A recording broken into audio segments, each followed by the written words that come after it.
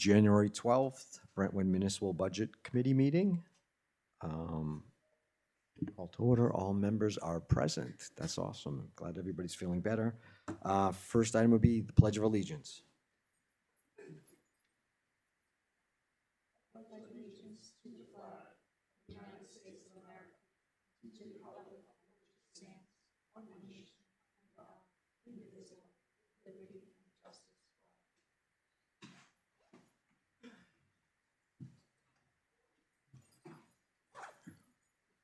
Next item on the agenda is to review and approve the meeting minutes from our meeting that we held on January 7th.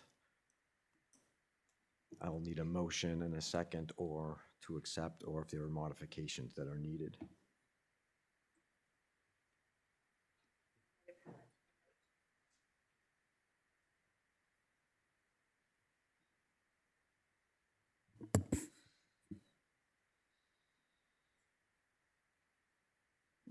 I did have one question. I wasn't sure. It's in italics. I don't know if that's because it's quote on page 2 at the bottom where it says new assessor is at a different rate.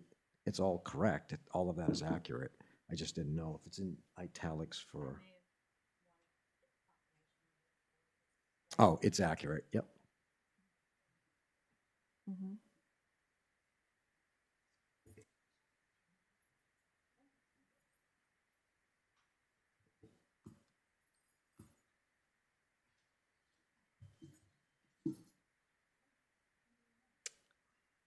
Nope, I think.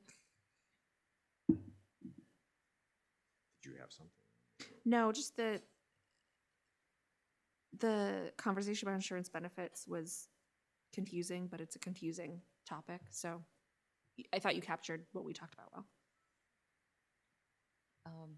Well, then if you don't have any corrections, I thought it looked good, so I'll make a motion to approve.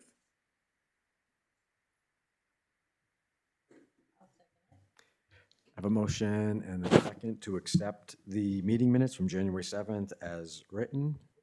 Any more discussion or all in favor? Aye. Anyone opposed or abstain? Abstain. Okay, so we have 2 abstains. It passes. Thank you. Next, updates from the select board, and Dan, I will skip the school board since you're it tonight. Yep.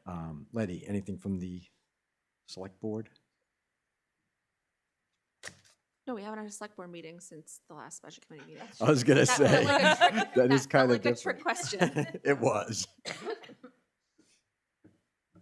I will say I did send, as we talked about and you requested, I did send the tax cap information as well as the budget information to the select board.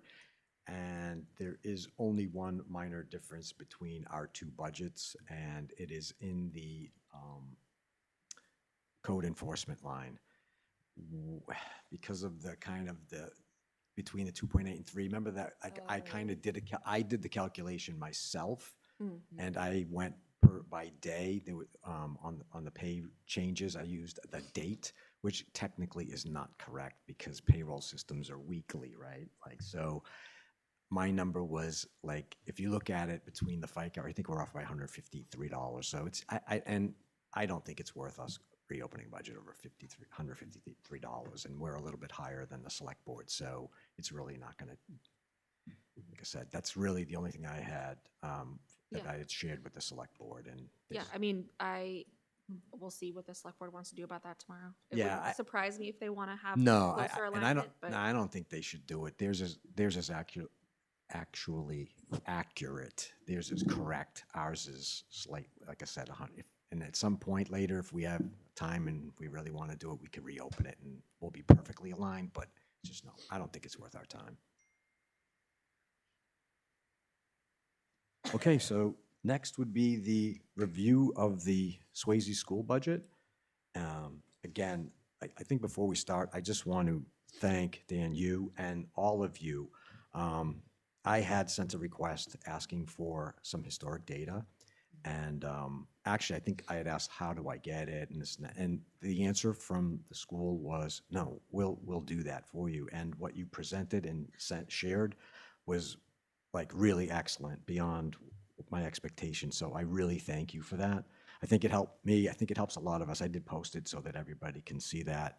And so, and I also, I'd said to Dan, and I brought this up at a previous meeting, I know that you were given 3 options, and I really appreciate and respect the fact that you chose the lowest option, given kind of the, the message we got from voters last year and kind of the state we're in and what we've had to do, working with the department heads and the town side. So I really appreciate that. It really, really is, was well received by myself, and I've heard a lot of really positive feedback on that. So thank you to all of you. I mean, with that, you let me know what you'd want to present. I think you wanted to review the, Yeah, first, that's a good place to start. And there's an academic outcomes slide 5. So why don't we actually start with where we usually start, which is academic outcomes. There we go. So first of all, I just want to say thank you to Dr. Bennett and Principal Q, and looks like the entire Swayze School Board who's here tonight. Really appreciate everyone taking time to participate in this conversation. I'm just going to sort of do a quick opener here and walk everyone through the budget, but encourage my fellow school board members to correct me if I make a goof, or if you have other thoughts that would be helpful for the conversation. Same goes for Dr. Bennett and Principal Q as well. I'm sure there'll be questions where you all will jump in on, but I'll try to do my best to open us up here. So this is going to be sort of a 5-part presentation, following along with the potential for 5 warrant articles this year. Number 1 is like the big ticket item and probably where we'll spend most of our time, which is the operating budget. It's the fiscal year 27 operating budget because the school runs on a July 1st through June 30th calendar. So this is for fiscal year 27, which basically covers the 2026-27 academic year or school year. So we'll spend most of our time on Article 1, the operating budget. Just so everyone's aware, the others that we'll talk about, number 2 is the teacher contract. So we negotiated a new CBA this year. Kate and Megan are both here who participated in those negotiations, so they'll be able to add some context around that. And I just received a digital copy to a summary of the CBA, so I forwarded that along to this whole committee so everyone has it in your inbox, and maybe Jim can pull that up when we're going through that portion. Number 3 is special education related to the trust fund, the capital reserve trust fund for special ed. Number 4 is technology capital reserve trust fund. And then number 5 is the potential for a solar credit related warrant article that we're consulting with legal on. So let's start from the top with number 1 in the operating budget. I just want to give a sense to everyone on sort of how we arrived at this point. It all starts and stops with academic outcomes at Swayze, and so what you're looking at here is state test results from last school year, where just like the empirical data that you requested, Jim, similar to trends over the last 10 years, Swayze students who are tested in grades 3, 4, and 5 continue to outperform state averages in both math and in ELA. So really impressive stuff, and props to Principal Q and all of his teachers and the whole Swayze team. And then, of course, the students for the impressive outcomes. I think we can move ahead to slide 7. So bump it up to the options. There's a slide with like the 3 options on it. Nope, go back to this one. Perfect. So when we, on the school board, when we first started talking budget for next year, Dr. Bennett and Principal Q put their years and years of experience in K-12 education and their minds together to sort of run through things and propose 3 options, with option 1 being basically maintaining the entire full program that we had this year, and then option 3 being a sort of lean and mean, slim down option where there was an unfilled teacher position this year because one of the class sizes was smaller than normal. And so although we had budgeted for that position, we left that position unfilled during this school year. And it's been going well based on initial feedback. And so option 3 would basically eliminate that unfilled teacher position, which we were able to do while still maintaining good class sizes in terms of, you know, what's going to continue to produce that type of academic outcomes.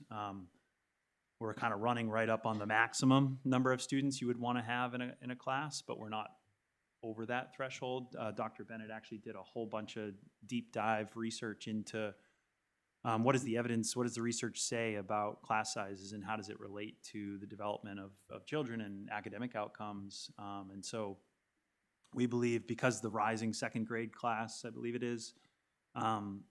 is small, similar to the 5th grade class that we have right now, we believe that we can eliminate that unfilled teacher position for next year.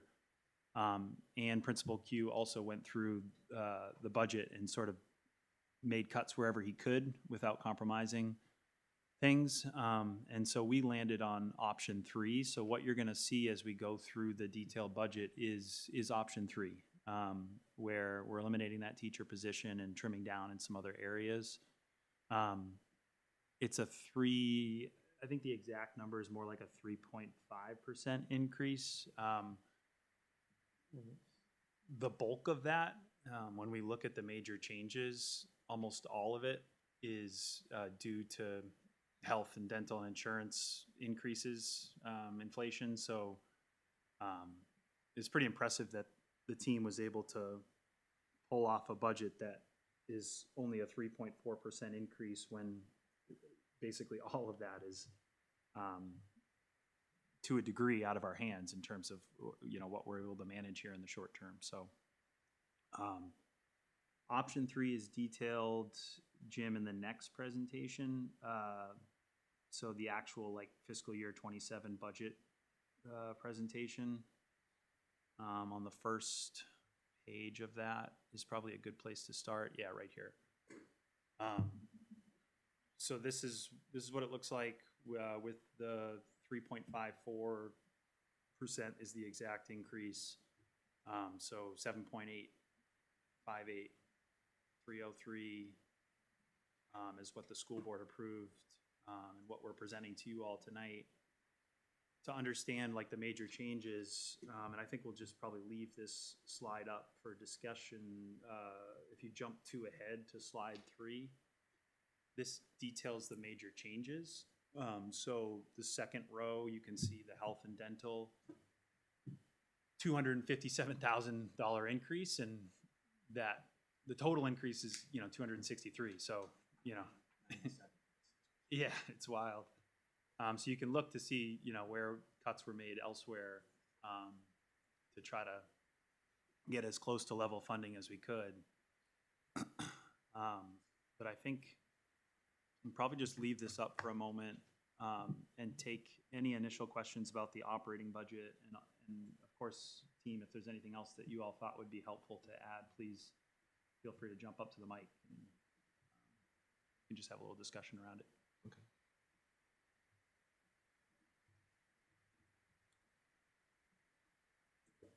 I guess I have one question, just looking at these major changes. The special ed tuition, I know that's a required budget line if at all we have any new students that need services. The board approved this budget, so I'm assuming everybody is comfortable with that, but I don't think I've seen that line decrease before.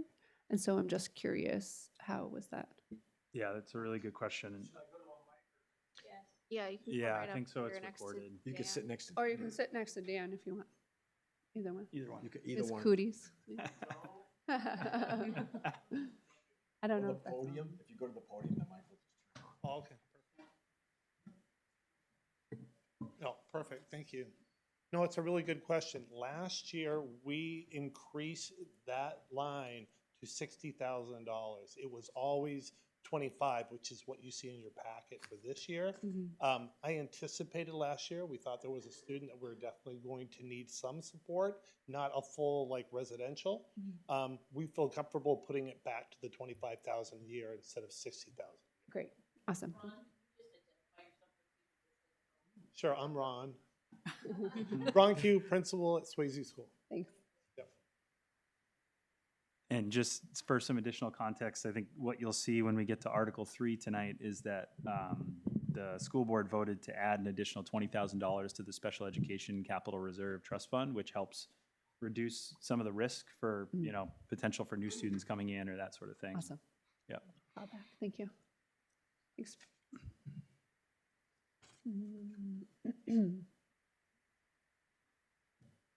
Is first student contract based Yeah, it's the increase buses, right? contractual? Great. And I know that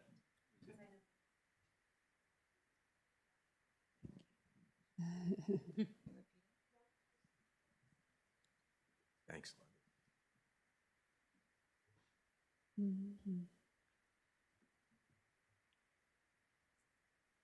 and with first student, I know that our current superintendent, former assistant sup, who is the liaison to our board at the time, actually did some shopping around because first student was hiking up the prices, right? And this is within a year ago or so. He actually looked around to see what else was out there or what could be negotiated.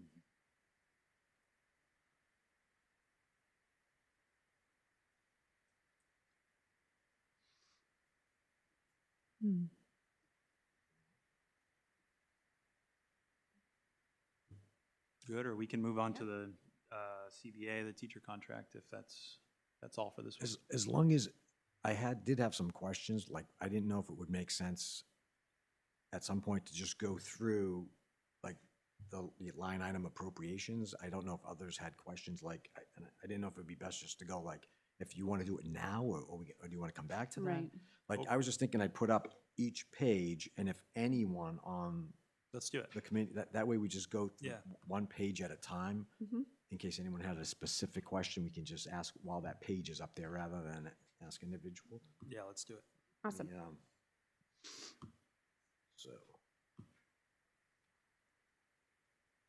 So I have page 1. I mean, I was just going to ask where it said it was a 20% increase in salary of, looks like, of aides. Is there a reason why? Is that more people now? Are you just going to more or how? It's the same amount of people. We have the majority of our aides or paraprofessionals are special education, but we've moved one from special education to the regular. Okay, gotcha. Because So, it looks like there's a reduction. yep, there's a reduction on the line somewhere else. Thank you. Oh, yeah, same page. Yeah, Yeah. yep. I mean, I see it now. Yeah. Thank you.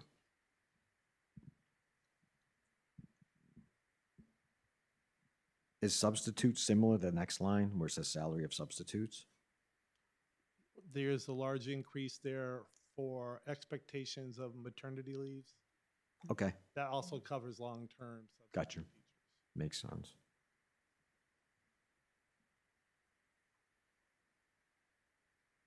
I know that's one of the ones that you can never really know other than a long-term leave. Right. How many substitutes Yeah. you're gonna need, so. Yeah, sure, I get it, yep. Anyone else? Questions on page 1? Okay. Page 2. You already explained, my first question was on the special ed reduction, but you explained that. I did want to just ask about the student body activities. Is that a new line that was added for $15,000? Yes, we did add that line.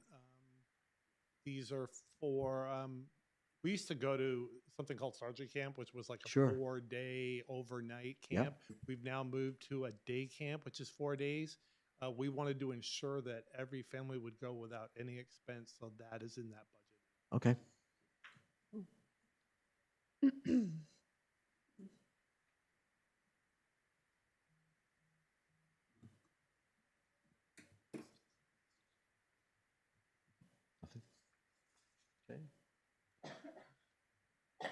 Page 3.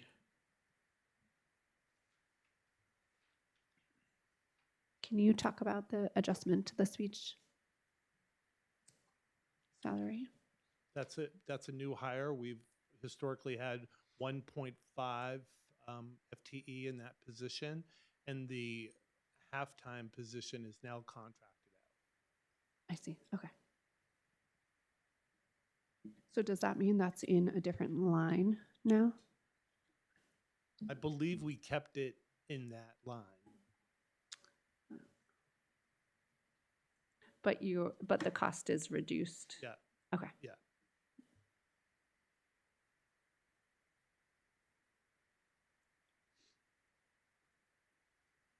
Good. Mhm. Okay. Page 4 of the budget. Anyone questions on that?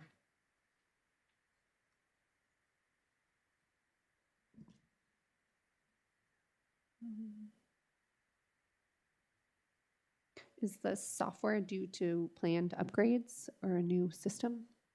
Just increase in expense and new investments in subscriptions that we have. Awesome, thank you.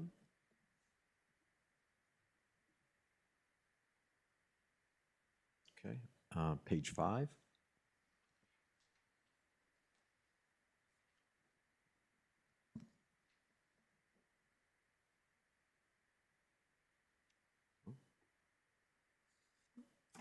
Okay. Anything on page 6?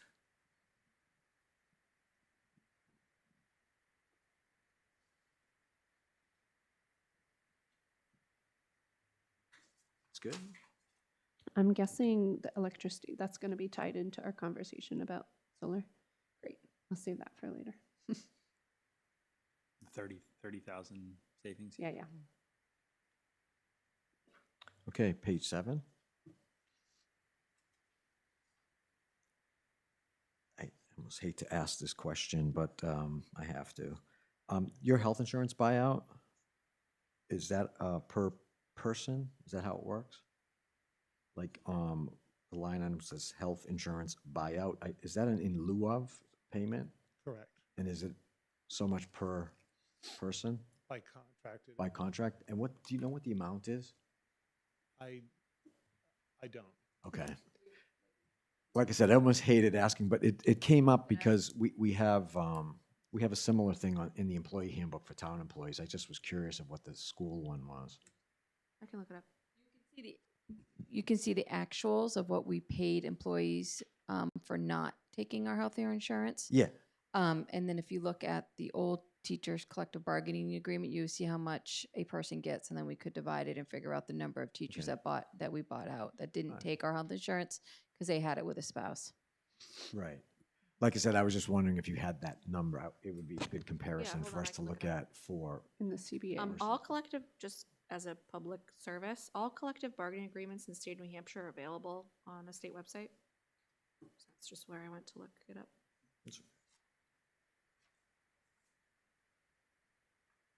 Now I just have to find the page because it's a. and then I was just gonna ask on the maintenance grounds, the increase, it's pretty large. Is there something specific that, As expected. I mean, I do see that the Maintenance. budget was 20 and you came in at 30, so I didn't know if there's just something that caused, That's a part of the budget I don't work on, but I believe Brian Sands, is our facilities director, has priced out and budgeted what he needs to run the building. So okay. I'm sorry Brian's not here, but No, and I mean, obviously, it looks like you're just keeping it at where you were at this year, so I just didn't know if there was a reason for, if something went up in cost, or if there was something that came up that, he's talking about maintenance of grounds, not like projects. So The buyout. If a professional employee is covered by another medical plan and chooses not to participate, the district agrees to pay $1,200 for a single person, $1,600 for a two-person, and $2,000 for a family. thank you, Letty, Yeah. I appreciate that. There's also a HRA contribution. Okay. Just for, It's kind of in line, so Yeah. that's good. Thank you, appreciate that. Anyone else have questions on page 7?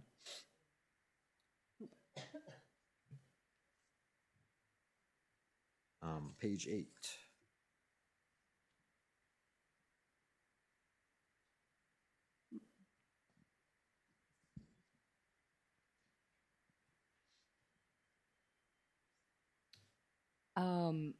The food service aid salaries went up a bunch. That's a change in staffing. Okay.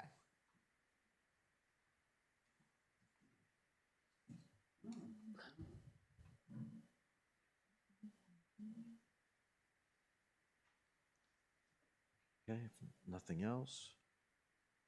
Page 9, which is the last page.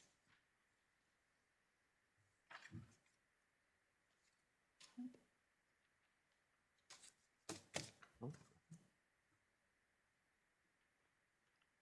Okay, if there's no other questions on, I- oh, buddy. I was gonna ask about the food service fund, but then I decided not to because it's complicated. Never mind. I'm assuming you're budgeting that one based on some sort of prediction. For what? I'm sorry, what's the The- question? That Food food service. service fund, I know that the food service thing is complicated. I just saw, actuals versus budgeted, and I wanted to make sure that that was, I think it's a combination of participation, like you said, it's tricky, plus the expense of food. okay. One other thing I'd like to add, just a shout out to our nutrition director. She is doing everything possible not only to get the best possible prices on things, but also increase participation. She runs around the school every morning selling breakfast and snacks. Also, always looking for grants and ways to save us some money. So she's done a great job with that. Thank you. I'm gonna call it Swayze Organic Farm soon, I think. No, that's where she's headed. Exactly. Okay, so if there's no other questions on any of the appropriations, I would think we could make a motion on Article 1, is that how, and again, I apologize, this is my first time going through this, so, but I would think that we could Would it be possible to wait wait. to talk we go through the about the others? I forget. Okay. You had them in Sure. a order. I know You want to go through the, operating budget, teacher contract. I know solar was last. Yep. But I know that has a big impact on the, well, bigger impact on the operating budget. So I wanted to wait We could to also, vote. Do you want to do that next? we could just touch on it right now. And if there's any updates from legal, I don't know. Molly's probably best to speak to it.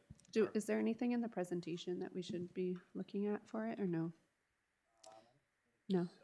Okay. I think I'll frame the conversation was, the district applied for the IRS rebates up to 40% when they initiated the solar project, was approved for the reimbursement. And then the conversation was around, we haven't received our reimbursement from the IRS yet, despite multiple attempts through the accounting firm and Molly. And so the question was posed from the board to myself when Molly wasn't there, about if we got our IRS reimbursement, could we use that money to pay down the bond? Which is separate then. You saw a decrease in what we recommend for appropriations for the electrical bill. That was done based on looking at how our electricity Usage. monthly bill went down. Okay. Great. From when the solar panels went live, which is April 1st was our first full month of the solar panels going live. We saw a huge saving in electricity, and that is why we decreased $30,000 in that budget line. Okay. So that won't change. There is a question that I'm going to let Molly answer about what to do when the district receives their rebate from the IRS. So we cannot prepay a bond. And so when we entered into the bond that was discussed at the time, you cannot prepay payments. So the payments will go in accordance with the bond schedule that's in your board pack. So we have not been able to get in touch with the IRS, multiple attempts. We are not the only ones that are having this issue. But what will happen is when we do receive the money, that will increase your end of year fund balance. And so when the voted budget is approved, what is raised in taxation is the budget minus any revenue sources. Now, this will be a revenue source when and if, well, hopefully when received. And so as long as it's received prior to June 30th, then we would raise that much less in taxes. And then even if we receive it after June 30th, if we receive it before, let's just say September 15th, when the Department of Revenue reviews our revenues for the year, we could put it as a planned revenue next year, which would have the same impact. So long story short is you still have to pay the bond in accordance with the bond schedule, but when, I'm not going to say if, I'm going to say when we receive the rebate, we would just have to raise that much less in taxes to just support the voted budget. Does that answer your question? Yes, thank you. With the solar and the electric, I'm sure there was an analysis done because the school hasn't gone through January, February, March yet to know the impact of using up credits or. We can confidently talk about the impact because we know what we paid per year and per month over the last few years, and then we know what we started to pay as of April 1st. Okay. So we typically, and we still left a little buffer in Okay. because we haven't had a full year. Yeah. The original analysis with the accountants, and Kate did a lot of looking at that solar panel, was like we would save 40,000, but we Right, didn't cut 40,000. We cut 30,000, Yeah. leaving a little buffer Awesome. for the winter months or if Mhm. something happens. Yeah. So that's where we left. 2022 summer. Yeah, all yeah, green. because it would be our first year, but we did do an intense analysis Awesome. Thank you. of the history. Okay. Now I'm ready to vote. Well, I think at this point then, if I'll open it to any public questions or comments on Article 1, the school operating budget. So if there's anyone from the public who would like to make a comment or ask a question.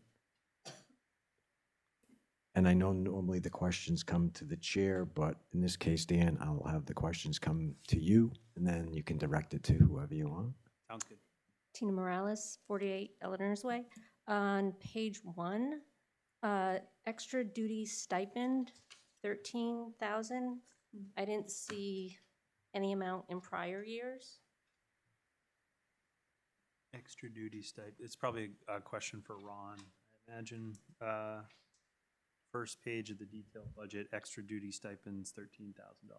Yes, that's for extracurriculars to pay our staff that do extracurricular activities. We run a cross-country club, jump rope club. Sometimes like we talked about that day camp, we have to pay our teachers extra as well.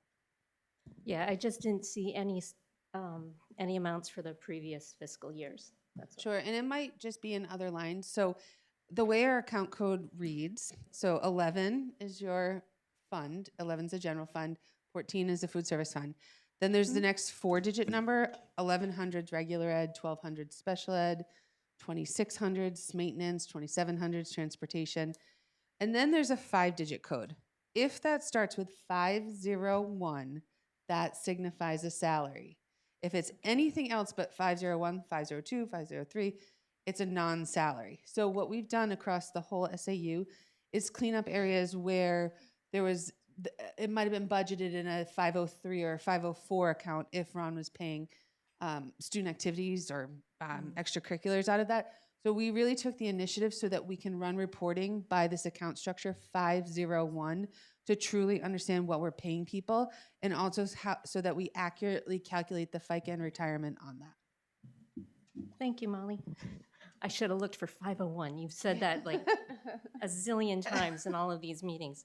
And then I had a question on page 6. What is equity support for 3,000?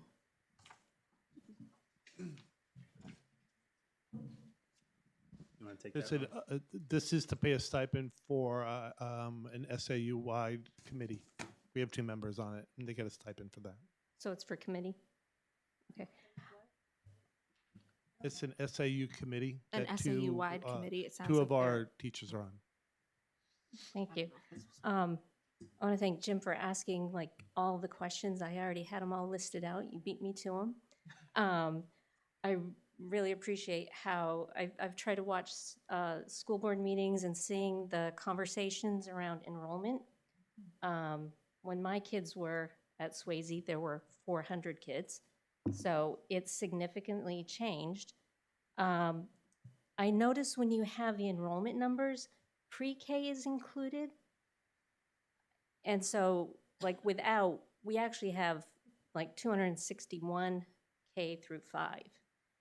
When you shared the metrics, when you have the average class size, it said like 12.8. Is that because of pre-K? No, I didn't include pre-K when it came to enrollment, Okay. to the class size. Okay, because I was looking at those metrics from the previous year, and 12.8 seemed really low. So and I was wondering if that also had an impact on the average cost per pupil, if that changed it either. No, okay. And how is pre-K funded? Tuition, grants? It's, so our pre-K program, it's true necessity is due to students that are identified with special education needs. And what we do is we balance in peers that come in, community peers, and those pay a tuition to come and join us. And then the rest of that, is that in our special ed? Yes, it is. In our special ed Correct. budget? Yep. Okay. Yep, my daughter was in it, I won't say how long ago, but you never know the evolution of these things, and I support it. Just kind of nice to know how things are funded and how they're expressed.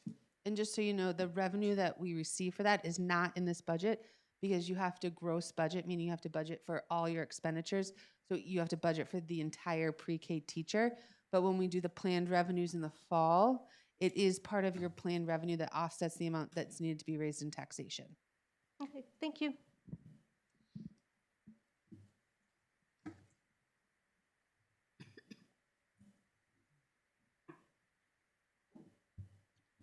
Liz Faria, South Road. I really like the new, the way you put things in the right categories that make sense. So I love that part of it. I haven't paid that much attention. I did have one, can you go back to the very beginning? You had a, this is not a particularly a budget question, just a sort of an assessment question. The very beginning would have the, how we did compared to the state and Yeah. scores. There's a bar graph. That one. So it's pretty impressive for grades 3 and 4, and there's a big drop off in grade 5. And I know it's different children than those classes, but I like the, I would like the school board to look at what happens to the grade 4 students that go into grade 5 and see if that was just a one-off, or, you understand what I'm saying? Because it makes a difference whether it's the children, the students that are in the class, or the teachers that are of that grade. Yeah, and we've talked a lot about that specific cohort, the grade 5 cohort that you're. But yeah, I don't talking need there. specifics. I don't want to Totally, be totally. specifics, but I would like you to watch it for the next, couple of years, to see how that goes. If I may just point out, that was the last COVID year. So Okay, so that they might were, explain. their kindergarten was very disrupted. My nephew is a 5th grader, and No, I get it. That's it's a what- struggle everywhere. But you already have the 3 and 4 is what I'm saying. If you see the 3 and 4 is the 4 and 5 next year, it'd be interesting to see how whether it goes back up a little. Yeah, It would we'll be nice watch- to see that. We'll watch it, and just so you know, the trend to date is that it was more like that specific cohort. Yep, the last yep, COVID that's one what- that following was it, what I was less trying to of like a figure out. Grade 5 specific thing so far, but we'll watch it for sure. Yep, that's great. Yep. Thank you so much. Thanks, school board.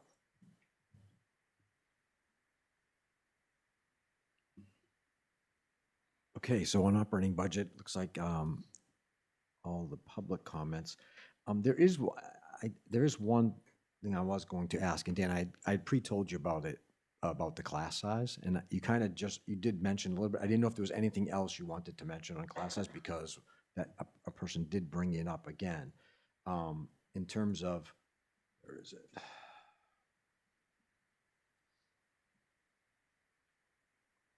There it is. The class size of 12.8. I really don't know myself. Like, do we have how many classes of like second grade, third grade? I apologize. I mean, like, is it two? Because 12.8 seems low to me. I don't know what the state average is. I think, and I kind of written you a question about this. What, like, I don't know what the state average is. I mean, my kids went to school quite a while ago, but the class sizes were definitely larger. And I didn't know if, and you could see at one time, we did have 17 and 16, but, Yeah, and I think I would love to hear from Ron, and maybe also some school board members who have been around longer than I have, like Allison or others, just because there's a lot of historical context to what's Yeah. gone on here. I will say, just to start it off, that, and you asked the question, Jim, about how many teachers per grade.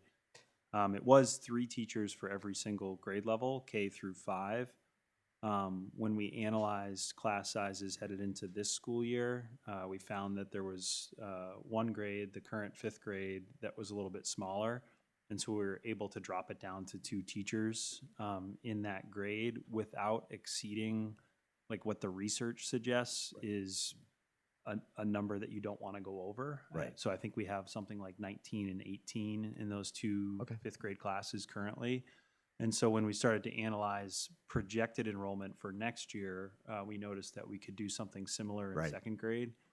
So you're looking at average class size, but you're also looking at largest, because you got to think about the kids in that group. And you're right. from And an I also equity understand lens. that, like, at some point, if you have two classes of a grade, Right. you can't just cut. If you cut one, you're doubling. Right. So I mean, it's not just statistics and averages. So and like I said, I kind of gave you this heads up because I have been asked that question too. No, it's the right question to be asking, and it's one that we ask almost every school board meeting, it seems. Right. But I'll let Ron add some. Sure. More Thank you. context, too. Sure.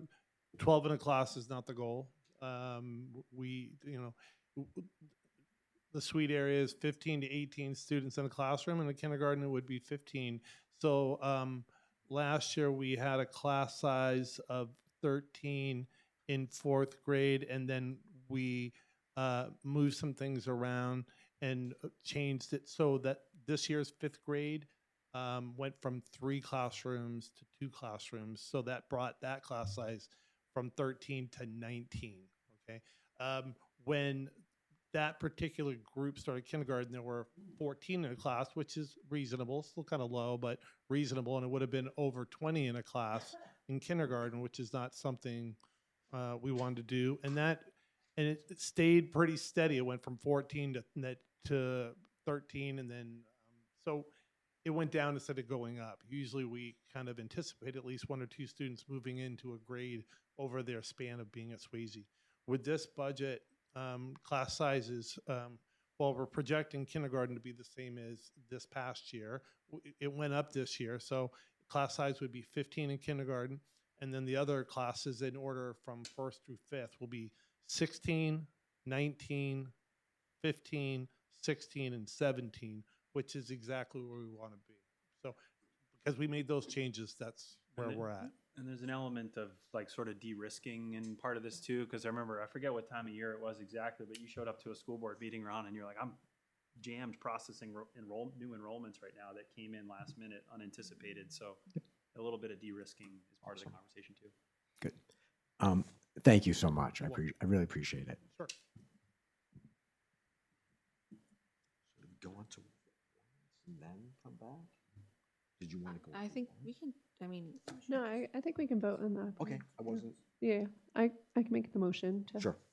vote on. Let me. are we, I know that there was a grant thing. So Next page. no, I think it looks like a higher number than actually is because of the grant revenue, right, Molly? Correct. So if you go back one, yep. So you'll see here is the top section is your apples to apples comparison from last year. So all of the grants were housed in the SAU budget, meaning the central office budget. However, the school districts are the of the was this on? On the grants. And so we need to appropriate those funds as part of the district budgets. This is an initiative that's been a long time coming, and every year we've had this noted in our audit report that we need to appropriate the district in the districts in which they're the legal owners. So with grants, you receive grant revenue. You cannot spend grant money until you have the activities approved and you expend the money, and then the grant revenue comes back. So in your packet here, I believe I put the tax impact. And so it is a net zero tax impact. However, like I said before, we have to gross budget. So even though we're going to get the grant revenue, we have to appropriate the funds to be able to expend that. And so that's why we're adding the 135,709. So the big letters at the bottom, the 7,858,303, what would be the motion for the Article 1? Okay, I have one more question then. Sure. If you're budgeting gross, which would include, and maybe this is where I have it backwards, but which should include the expenses for whatever that grant is going to be applied towards, then I would expect that budget packet to say at the end of the report on page 9, 7,858,303, but it's 7,722,594. Are you talking about the line by line? Yeah. So this is a printout of our accounting system. Mm-hmm. And so the grants are not in the accounting system in this budget. But the expenses, It will be Should part be. of, yes, it will be part of it. This is just the general fund printout. It's not the grant fund printout. okay. So that's why on the first page, we put the summary of everything, but this is just a printout of your general fund, which is your operating budget and food service. Mm. And that's why the grand total is 7.722, Mhm. the absolute last page. So do we get a printout of the grant budget fund, grant fund? So we don't always know what grants we're going to receive. Okay. And so we base that off of prior years, Mhm. assuming we're going to be consistent in what we receive. Now, I'm sure Ron can talk to what his grant money is spent on. Right. But I guess the- that's my question is yeah. if we're reviewing the operating budget and we approve it for 7,858,303, we don't actually see the expenditure side of the 135,709 that's expected. Yes, thank you. So one of the things that we spend grant money on is IDA. Are we talking IDA funds for position? It's a contracted service person.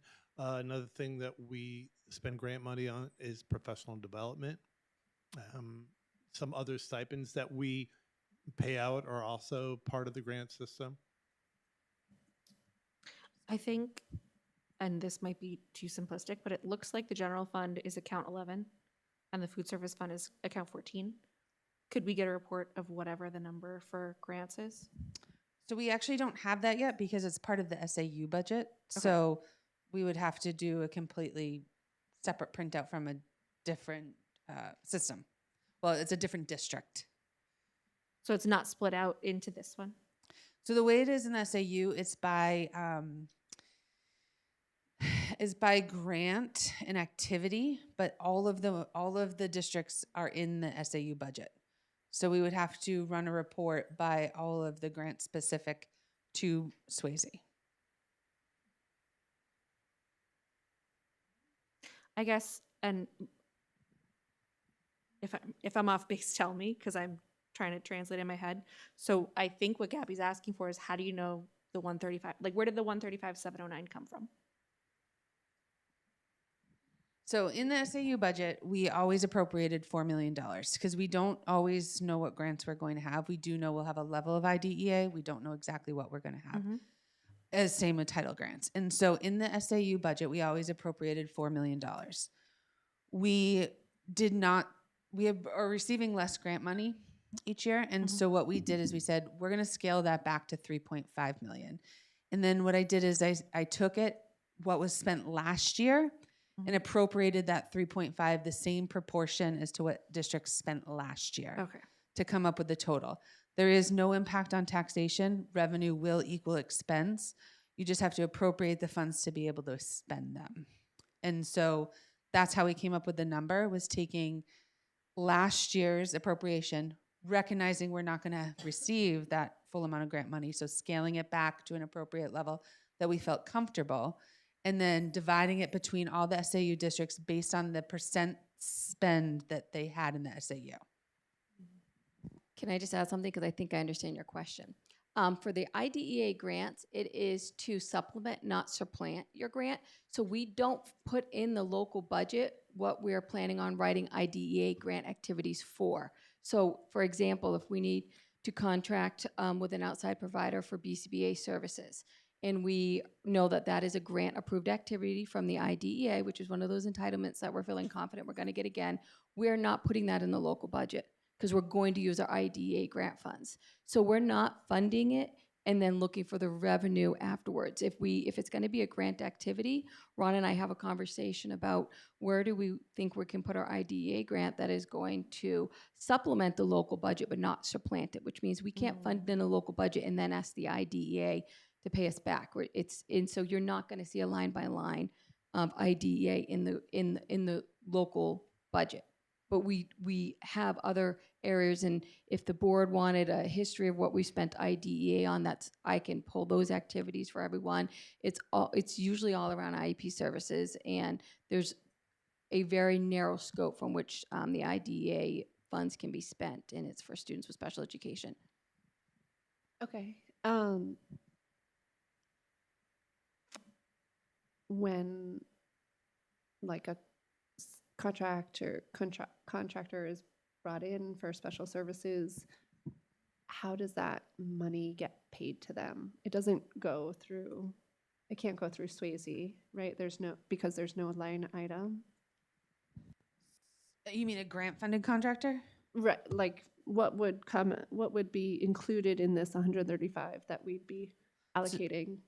So any expenses we have to pay from grants, the way it works is either the employee, the contracted service, the vendor, whatever it might be, is we pay the bill and then we submit to the state and they pay us back. So it's almost like it never happened, essentially. Who is we, though? Is that the SAU office? Yes. Okay. So under my department, we have all of the payroll and accounts payable functions.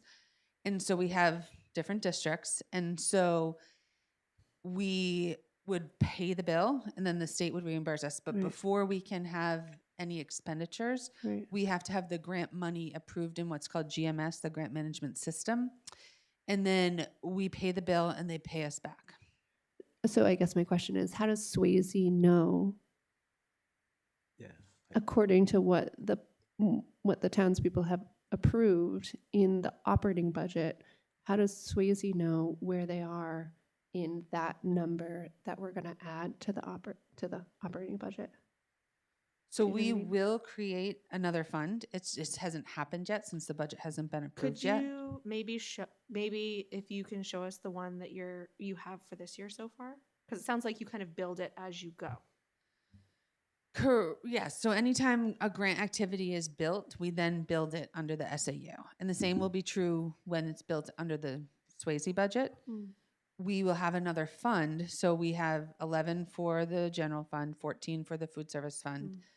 We haven't picked a number yet for grants, but it will be a separate number. So could you run that report for grants for fiscal year 26? Would that show us kind of where we are so far this year? We would Or have to 25, I guess since 25 is closed. We could run it out. I have to go back and I'd have to figure out what are all the grant activity numbers, because like you see here in the account code, there's at the end, there's 5 zeros. In the SAU budget, that is how it's. So what I would have to do is look up all of the Swayze account activities and then run the report by that. To know what to filter it by, basically. Correct. And you're saying that in the 1/3, this is an estimate, right? This 135,709? It is an estimate. And I think I understand. You know what I'm saying? We're so used to, we're approving an appropriation, right? And that allows expenditures to happen. Sure. So in this case, I kind of understand, you don't know for sure, and whatever expenditures that are going to be made are going to be offset with revenues from a grant, so. Because they can't make the expenditure But without. then I would ask that, well, then why did you pick 135,709 and not $1? Because what, I don't understand. Well, she said what- that because they looked at what the total was last year. Yep. They looked at what the percentage that was Brentwood's of the total, and they used that same. But what difference would it make? Because, I mean, if this number, if you got grants of $200,000, wouldn't you expend 200,000 and have revenues of 200,000? No, you can't because you have to appropriate. So you have to appropriate funds if you want to spend them. And if you receive additional revenue, you would have to have a public hearing to be able to accept and expend that money. So then what we're voting is to allow you to accept and expend up to 135,709? Is that what, No, that's what it's we're doing? just to expend up to 7.7858303. Yeah, They, but they can't spend, this is what I'm saying.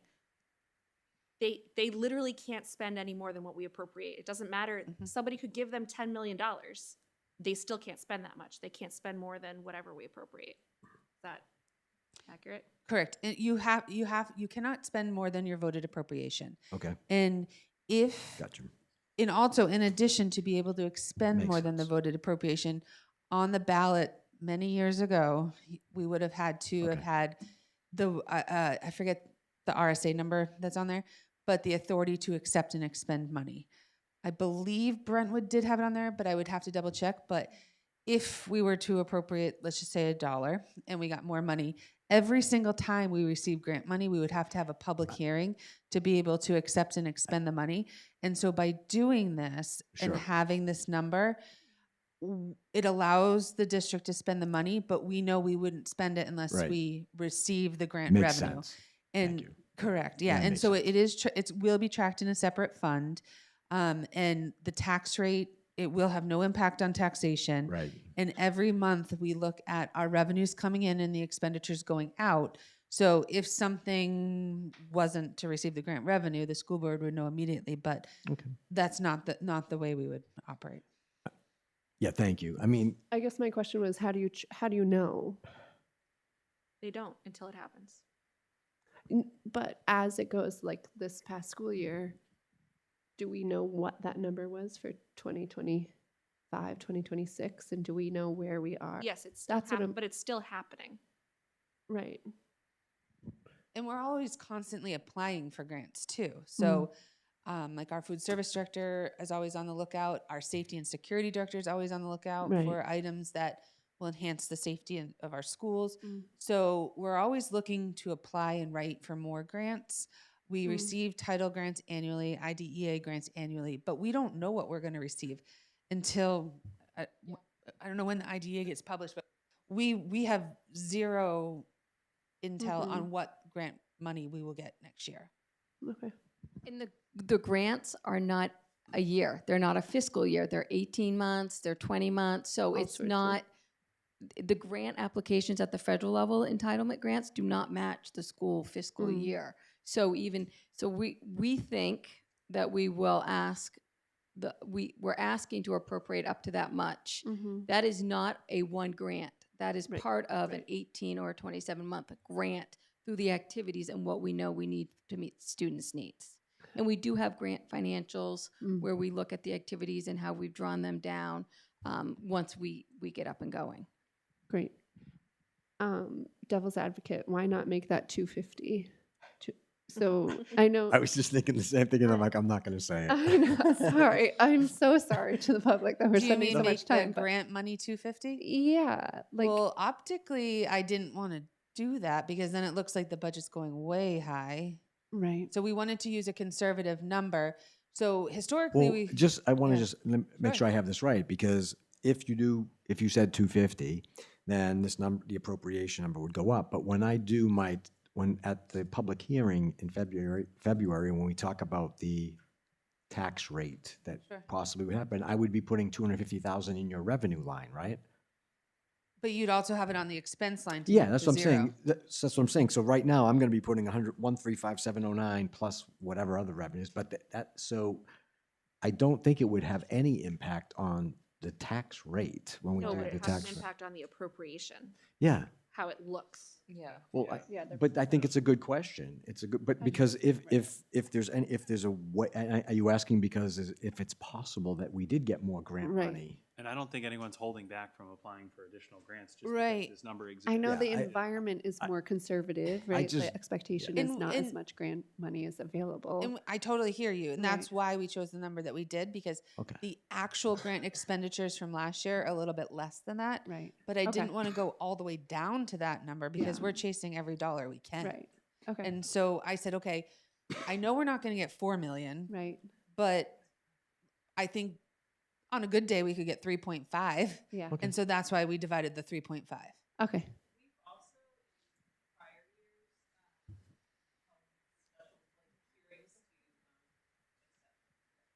Great, yeah. Yeah. Awesome. And it sounds like with the grants shifting from being part of SAU 16 appropriations to local district, Mm. and then the coding changes as well, like the type of real-time reporting that you're looking for, sounds like it'll be much easier to pull off in the future for grants as we go throughout the course of the school year. Yeah, because it will be part of this database. It won't be part of the SAU Right, database, right. and it will Awesome. be coded differently. I'm curious to see how this year will go. Thank you I hope for we get grants. digging into Not a great that with me to understand. Okay, feel better. Yeah, thank you. Again, you can understand it's a little different than what we normally see, Mm. so, Yeah, okay, I'm good with that. all right, motion to approve. Let me try this again. Motion to approve the Swayze operating budget warrant, this is warrant article One. 1 as listed for $7,858,303. Second? So I have a motion and a second to approve the Swayze operating budget, Article 1 at $7,858,303. Any other discussion? Don't think so. All in favor? Aye. Any opposed or abstain? Okay, thank you. Next we have the new CBA. Let me, Do you want to pop the yeah, let me summary see up? if I can quickly. Yeah. And just so everyone knows, the Budget Committee is just receiving this, like, as of the start of this meeting, so I think a walkthrough would be helpful. If Megan and/or Kate, if you want to grab that. Tag team. Or anyone. Oops. Yeah, that was actually better the small, other right? way, yeah. Yeah. Well, or can you? Well, that's fine. No, I think that's okay. Yeah, I was just seeing how far, I think right there is probably good, right? Yeah. Because then there's, You can get the whole width. So looking at the collective bargaining agreement with the teachers, we work to try and, oh, I am. There you go. What would you like me to We speak couldn't the other see one? you.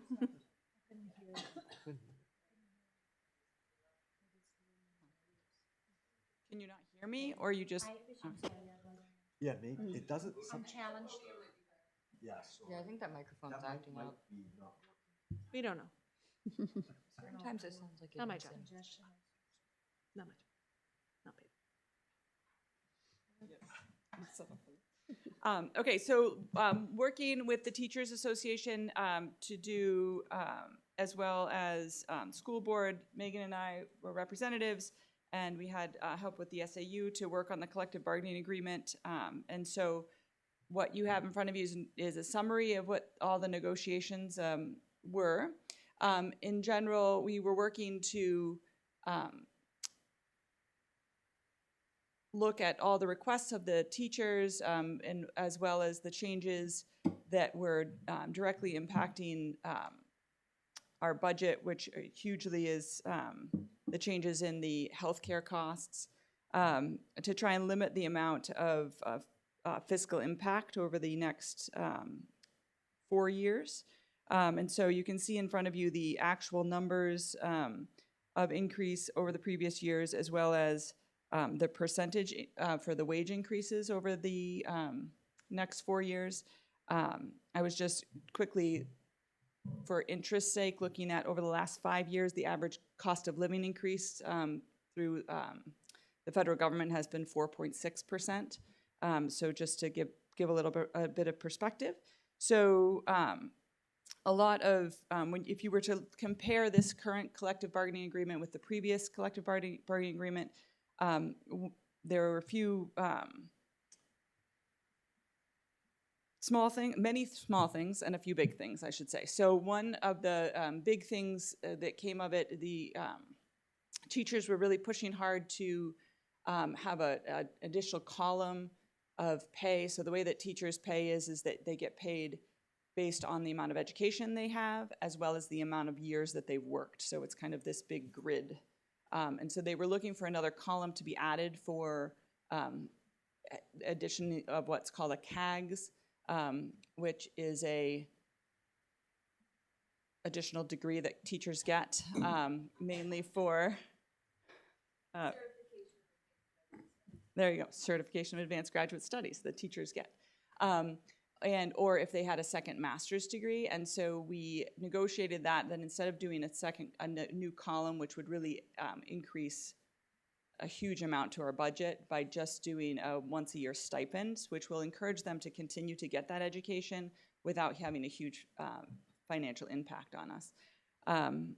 Other smaller edits, there were lots of changes in different kind of modernizing the terminology that was in the agreement from a few years ago. We changed some dating that makes the whole agreements more functional for the SAU as far as when teachers are giving notice. Hopefully they're not patients. Yes, they may or may not be patients. And a lot of different things were to just provide clarity.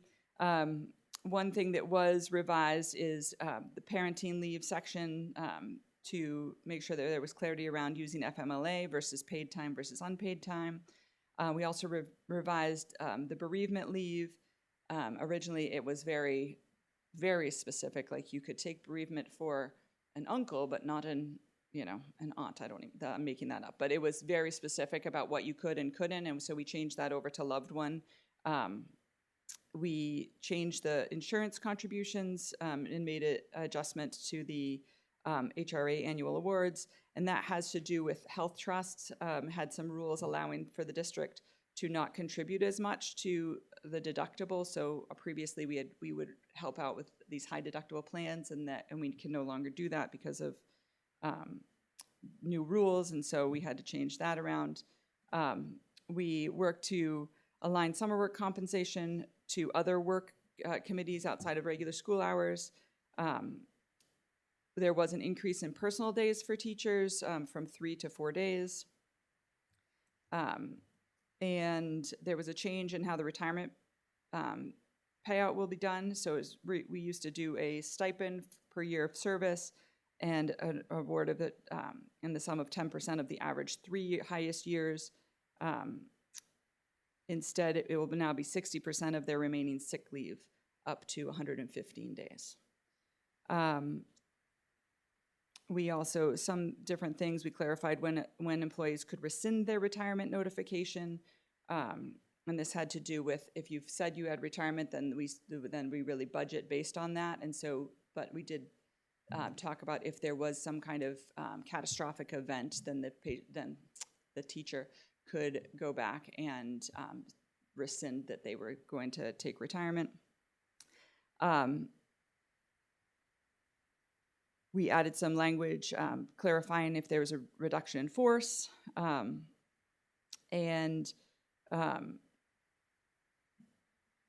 then also clarifying about the personal files if a teacher wanted to see their own personal files, when they have access to it and when the district is required to share it. And again, added sections around the retirement benefit. If an employee suffers a catastrophic illness during their last year and a half of service, then the board would be allowed to freeze their sick time with approval, and they could go right to FMLA. Is that right? And then there were a lot of other non-substances technical corrections. So that sums up many months of work. So questions that everyone has. And just an additional comment, Jim, you had requested with the empirical data, and maybe we could pull that sheet up real quick, to look at average teacher salary over the last 10 years. And I thought this one was really interesting. So in 2015, the average teacher salary for a Swayze teacher in today's dollars was $91,682. Now fast forward to present day, where it's basically dropped to $84,038. And so I think that's reflective of a similar, sort of lagging rate of wage increase relative to inflation increases that is again reflected here in this CBA that was negotiated. So we're looking forward. I've just thought it would be helpful to also look backwards too. I think there were quite few retirements, right? So that would have contributed to that as well. Yeah, for sure. Good call out. And we have amazing teachers at Swayze, and they're obviously happy with this as well, so that's a good sign.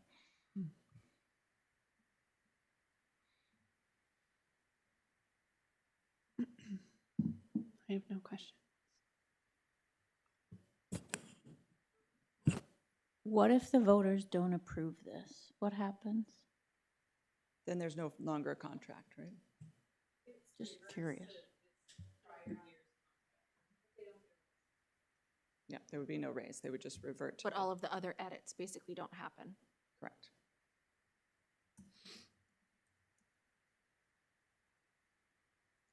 We were really cognizant of that idea, right? I mean, I think that we want to support the teachers, but we also want to support the townspeople and what they want to and are willing to do for the teachers, which is why we're not, matching, saying, oh, it's been 4% over the last 4. If we average it 4, then we really should be catching up your salaries. We can't. We know that the town's not going to go, or I would assume, given the feedback, the town would not be happy about that. So.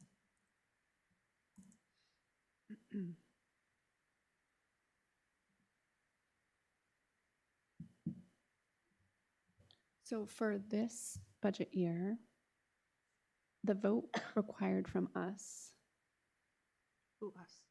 Sorry, who? from the This, BudCom. Isn't it just we recommend or not recommend? Is that how a warrant? Because this is not. We're looking for your article, or do we have this to? is also a we can't, this committee can't change Right. No. any of these numbers as opposed to like a typical Right. budget committee number. Yeah, You could. No.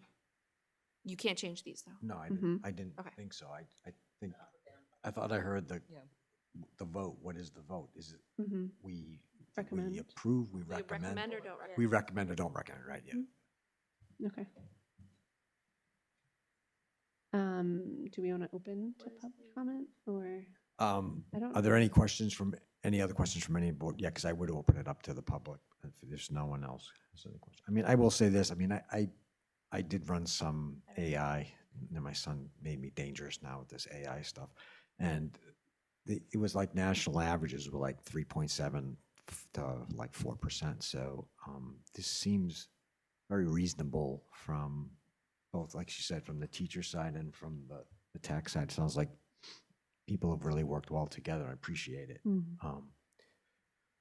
I don't have any questions. If there's anyone from the public who would like to ask a question or has a comment on the contract warrant number 2.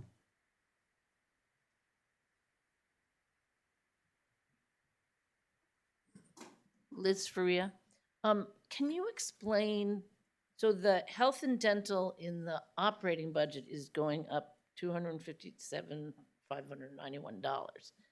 Explain about the health and dental in the teacher's contract. Like that, is that in addition to the health and dental in the teacher's contract? the health and dental did not change in the teacher's contract, like the percent that we're paying. What changed is that there was a plan in the old contract that no longer exists. So we just eliminated that from the contract. And then there's the deductible, like I don't know the technical terms. We were paying if a person's deductible up to a certain amount. The health trust said we are not allowed to pay the amount we are. So we actually dropped that payment that we're paying, I think in half was about the amount. And so, correct me if I'm wrong, we create this and then this goes into the budget in the next year. The following, yeah, but Right. this is. The health and dental. dental, we, in the contract, decide what percentage we're paying of the health and dental, but we can't determine the health and dental cost. That's determined by the health insurance companies. So I just want to make sure we're not paying it twice. No, so the 257 in our operating budget is the increased premiums from last year to this year. Okay. And that includes like all of the like anybody in the school that has health insurance. Okay, my only other thing that I'm really worried about is that loved one. You can have bereavement for loved one. When you get elderly, there's a lot of loved ones that pass away. And I'm just a little, that's pretty, yeah. So we negotiated this through our contracts last time around, and really, we didn't want to be in a position of having Ron have to tell teachers who matters to them. So it used to be a list of specific Right. numbers, and we have faith that the teachers are responsible people and aren't going to. So you don't have any limit to how many loved ones you can have bereavement for? Like, there's not a limit of? We don't. We We don't. decided that we respect the teachers to Be honest about it. be honest about Yep, it. Because okay. I'm not also going and being like, oh, your grandmother died, let me see the obituary.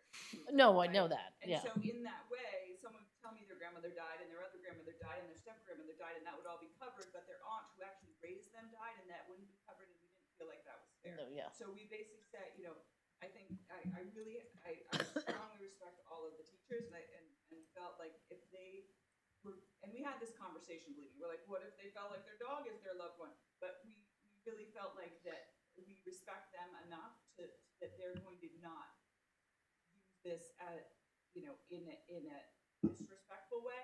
And I do think that if it became an issue, then we could have a discussion.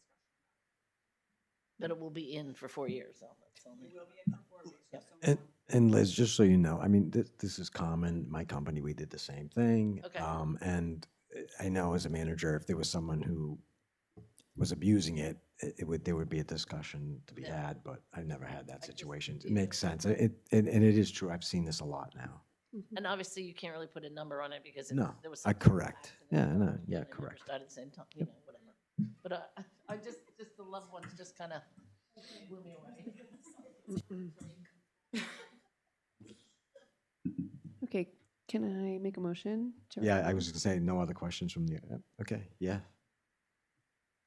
Motion to recommend the Article 2, teacher contract. I will second the motion to recommend. It's It's- all of the numbers. As Uh, it- Or I guess, so basically what I'm hearing is if this is voted down, then that changes the numbers in the operating? It does budget? not. Oh, No, okay. No, Because this is for the future. it's totally separate. Yeah, this would be. Oh, okay, yep. Never mind, I see what you're saying. So I have a motion and I have a second to recommend the collective bargaining agreement that was negotiated as, I guess we'll say as December 2025. Mhm. Any other discussion on that? All in favor? Aye. Any abstain or oppose? Passes. Yay.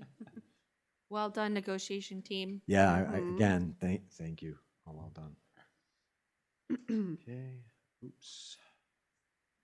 Where are we? There we go. Article 3. Our target for the Special Education Capital Reserve Trust Fund is $250,000, which is right around what it would cost for one student, like the most sort of extreme or high-cost case for special education services. And so by raising and appropriating $20,000, which is very similar, if not identical, to what we've done in years past, we will meet that target based on our current balance. Nice. So that's it. I mean, that's the story there. So assuming you continue. wait.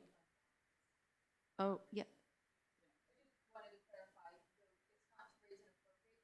Oh, right.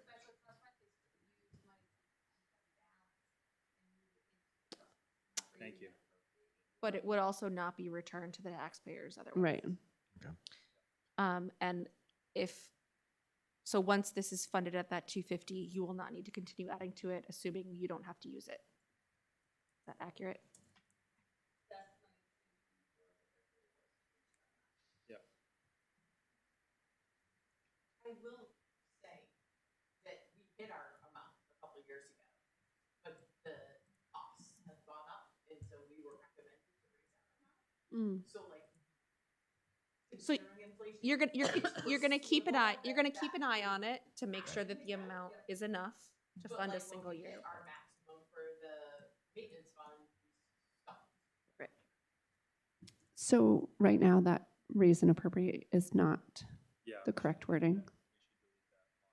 Can we Or it should be, could it just, it Well, says from unreserved I fund al- balance. just adding unreserved fund balance to it?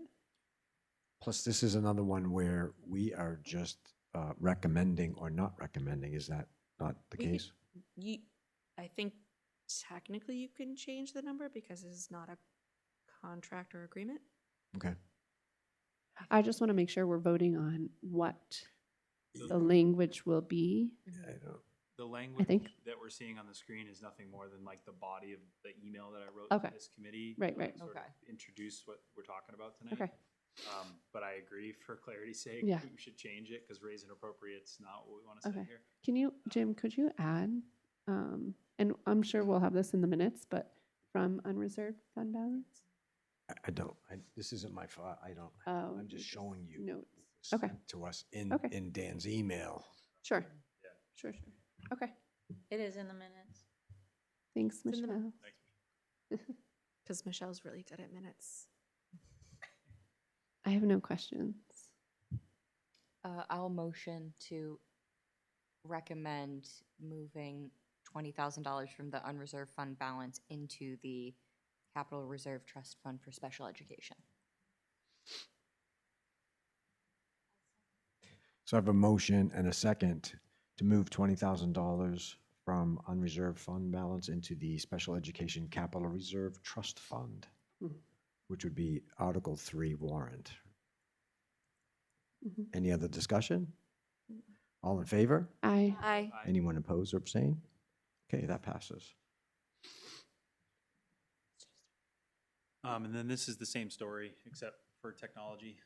So the language is also wrong on this one. It shouldn't Okay. say raise and appropriate, but move from unreserved fund balance to capital reserve trust fund for technology. And by committing to $10,000, we would similarly hit our target on the technology front, which we've had to use in recent years too. What's the number? Yeah, I was just going to ask do you know the balance? You can pull it up. If anyone has it, please jump Is it in. 30 or 50? Okay. Sure.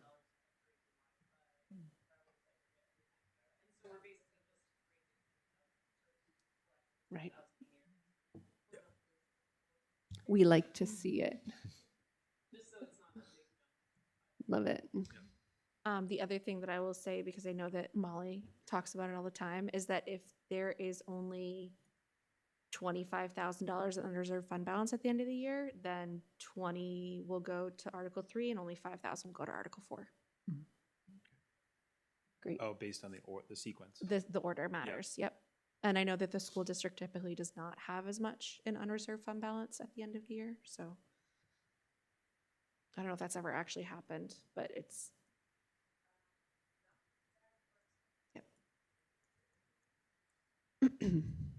Thank you for that Mhm. clarification. Thanks, Liddy. I think these are in the right order with that considered, so. They can be changed, right? The order can be changed At the meeting, At yeah, town people meeting. can move them. Can I make a motion to recommend the, how are we saying? $10,000 to be allocated from unreserved fund balance for the Technology Capital Reserve Trust Fund. Second. So I have a motion and a second to utilize $10,000 from the unreserved fund balance to increase the technology capital reserve trust fund. Any other discussion? All in favor? Aye. Anyone oppose or abstain? Okay, that passes. And at this point, we don't have anything for Article 5, right? Yeah, Molly gave us the rundown earlier. Yeah. So I think we're up to speed on that one. I guess we could seek a recommendation from the Budget Committee on including this as a warrant. I mean, there's no budget amount on it. It's just, So we don't vote on it? What was Yeah. the Yeah, original amount for the credit? I don't remember. Do you remember? So I could look back. So I think it would not be, so as one person on this 6-person committee and not a member of the school board, I personally think it would be more useful to spread that payment over however many years you could use it to offset the bond bond. payments, as opposed to having a jump in revenue one year. I think if you create a capital reserve, you could do that. Isn't there one already? I think Yeah. that was I think that was voted on with the solar panels, right, to establish that fund.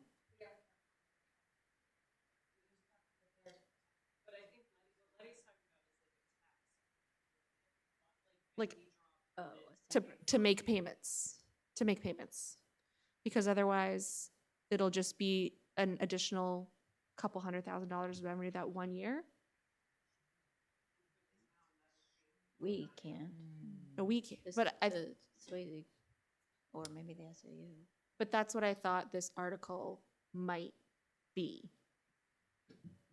Yeah, I am not clear on what the article is, to be honest with you, so. Well, it sounds like there's a lot of question because they don't know if or when they're going to get the revenue. yeah. We were trying to put in a placeholder based on the IRS on responsiveness and make sure we were covering our bases, basically. The original, and the school board can correct me if I'm wrong, the original request for Article 5 was to take the reimbursement we got from the IRS and ask the public to vote to pay down the bond early. That was the original article. We now know we cannot do that legally. We cannot pay the bond down earlier.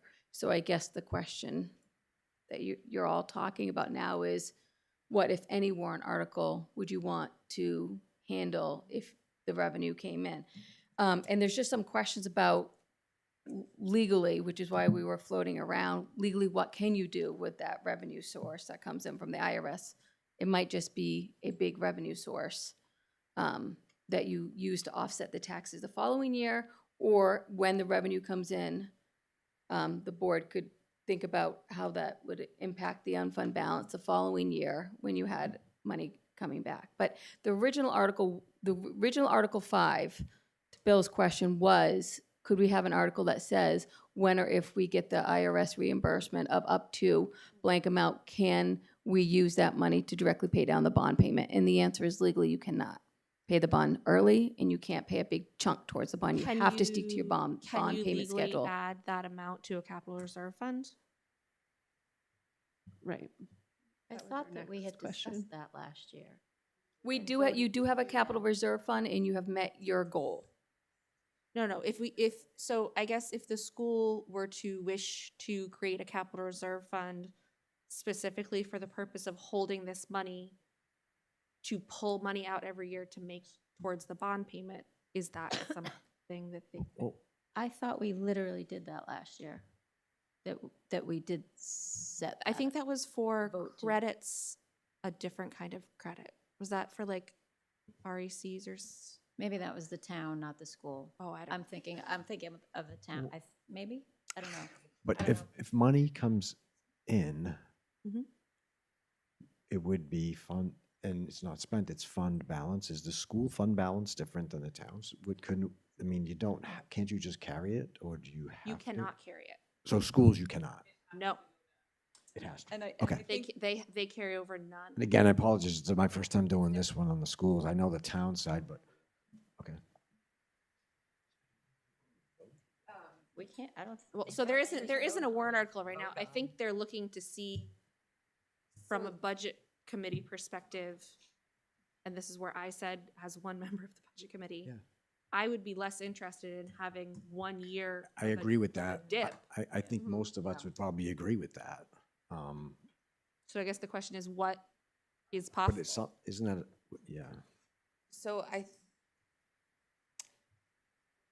I'm going to see our attorney on Wednesday night, so I could ask him on Wednesday. The big problem is we don't know if and when we're getting the money. So in order for the warrant article to be valid, it has to be approved by the Department of Revenue and Legal. And thinking back to a situation in East Kingston that happened a few years ago, we were going to fund trust funds but liquidate another. So we had to do a round robin language to say we would only contribute to Article 4 if Article 3 passed, and if Article 3 did not pass, Article 4 was null and void. So we had to do a round robin language, and I had to work very closely with the Department of Revenue on that. So if we were to be able to do something similar, we would have to phrase it similar, being if we get the IRS money in before June 30th, could we create a capital reserve for solar? And the reason it's a capital reserve, because there's only two types of trust funds. And capital reserve is the one that you would want to use here. And so I would have to work with the Department of Revenue and explain the entire situation to see if there's a round robin language that they could recommend. Could you create the capital reserve either way? Establish it. Vote to Like a establish. Dollar, but So the first good, but article would be because you can create it either way, and if it comes in you'd this fiscal year, then add to it this fiscal year, and if it comes in next fiscal year, then you could have a warrant article that says add this number of dollars to this previously established fund. Would that work? either way, you'd have to have it on a warrant. So even if you create it this year or next year, you can do it all in one language. But I would have to work with the Department of Revenue. When you set up They can just set it up. fund, it had to, like the technology, it's a 2 vote. You have to open a fund. And then add, Yes. yeah, you have to You have open, to open a fund, and then the second warrant is Fund. Yeah, So and I what Letty's saying.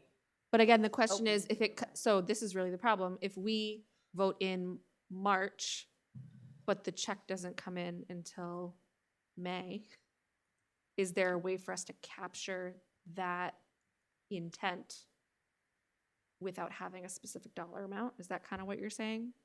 So if I remember when the technology one was set up, we had to say to establish a trust fund, not to previously. In these ones, it says previously established. Yeah. I would have to work with the Department of Revenue to see if the round robin language is possible. Because if we don't receive it, then this warrant article would need to be null and void, or else it would have to come from the fund balance. Could we do 2 warrant articles? So one just to establish the fund and put like $1 in it, and then a second one that then if we don't receive it is null and void.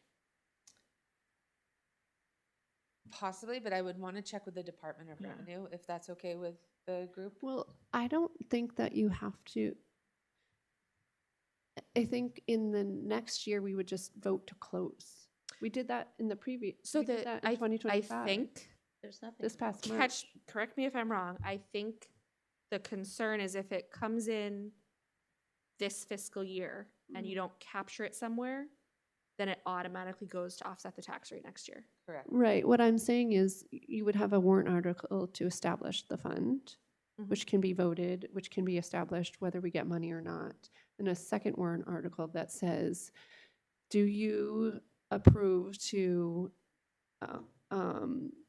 allocate up to whatever we had calculated the tax credit to be on the form that's already been filed when this tax credit is received? So if you word it like that and we do not get the money, it's gonna take the rest of your fund balance and put it towards that. Because the way it's worded does not specifically say a round robin language saying, if we do not receive the money from the IRS, this warrant article is null and void. So what it will do is by wording it the way you said, it would take your remaining fund balance and contribute it to that trust fund rather than offsetting taxation. Meaning the operating budget fund balance. So I guess who would find out about that language? So How do I can contact the Department of Revenue this week and ask, they are the ones that helped with the round robin last time over in East Kingston. And I'm also going to see our attorney on Wednesday night and I can review that with him on Wednesday. It feels like this one's hopefully less complicated than the thing that you're talking about, because it's just there's only one conditional. If we get this money. Right. There's no like, if this, then this, then this. It's like, Because we can establish the fund and then we can later on close it. Well, right?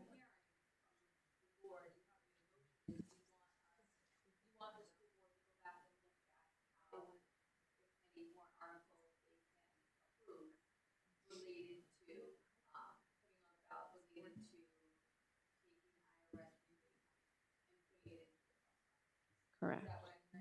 Would a motion be helpful? Yeah, that's what we're trying, I'm just trying to understand because I guess, but you're right. If it's, you want to hear from us, like, I agree with Letty, and I don't know about the rest of the board, but I agree with Letty that when this money comes in, I would rather see it spread out and not just used all in one year, because this creates that spiky thing and none of us really want that. And is that what you'd, like, do we make a motion to somehow, like, as an I don't know, do you need a motion? See, I don't know if, because I don't know what we would vote. Yeah, I because I think that's. don't think that's our purview. I mean, I think you understand what our might be desire smart. is, and Right, if you that's can. Unless, does anyone on the budget committee feel differently about spreading it out versus all in one year? No, but I don't think it's our prerogative. No, but Agreed. But in terms of feedback for you guys, I think it's helpful to know that this is the direction That's that the we will. would, That if there would be was a the- yeah, warrant if there was a article, way, yeah. this is the kind of warrant article we would probably want to support. So I can contact our Department of Revenue contact this week and work with her to see if it's possible, first of all. It's a little bit different because those were specific warrant articles that one had to pass and then the other, whereas this is a little bit different where if we get this from the IRS, so it's a little bit different. So I have to work with our Department of Revenue contact to determine first if it's possible, and I'll let the board know as soon as I find that out. And then going forward, if it is possible, then the fund would be created and hopefully we receive the money this year. Then you would still see the bond payments in your budget every year. However, when we set the revenue would be equal to the bond payments, just like your grants. Yeah. And so that's how it would be going forward if it's possible. But the first step is to talk with the Department of Revenue to see if it's possible. It's a very unique situation, so it might just take us a little bit to resolve. Because I think the Molly- expectation is that you would have had that money way before. I thought we were gonna have the money. The person that helped us file, because they don't accept paper copies, so my paper copy got rejected this summer, and so the accountant who was kind enough to help us file it, she told me if I didn't have it by Halloween to call her, and I've been calling her every week since Halloween. No? Yeah. So I really, yeah. I've actually heard somewhere that it's right now about 18 months Cool. wait period. And how I'm long just, is it? that comes from a different, but that's what I've heard about Yeah, I've these heard kind of it's issues. pretty backlogged. Where are we at for timing right now? Waiting? So we filed it in the middle of the summer, This, this past what year summer. are we in? 2025? Right, okay. Yeah. So we filed it once and it got rejected because they don't accept paper. So then we had to try again and they took it electronically. Okay. Okay. So. We're trying. Yeah, and I'm glad that we had this discussion with Molly here and everything, because now I feel like we're all on the same page and we understand the direction that the budget committee wants to head, and I'll just make a point of like sharing updates as soon as possible. Sure. Yep. Awesome. Thank you. Thank you. I think that's all for school budget. And may I just say that since this is Mr. Ku's last meeting at Brentwood, that we truly appreciate everything that you've done for the town and for our kids, and thank you. Yeah, I wish you to honestly best of health, happiness. We've talked to you about this before at the hearing. You're gonna love it. It's great.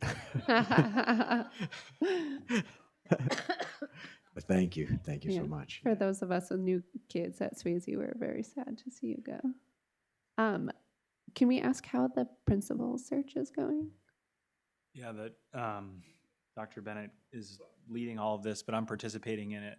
So the job was posted in early January, I want to say. Yeah, December 30th.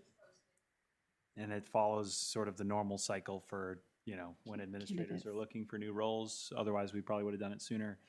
But we're having our big interview day on Thursday, the last Thursday in January, whenever that is. So we have participation from everyone, from teachers to school board members to superintendents making the final call, parents. And so, yeah, a lot of thought has gone into the preparation for the job description and the scorecard and the interview questions. And I think candidates are flowing in, aren't they? So, okay, I spoke out of turn.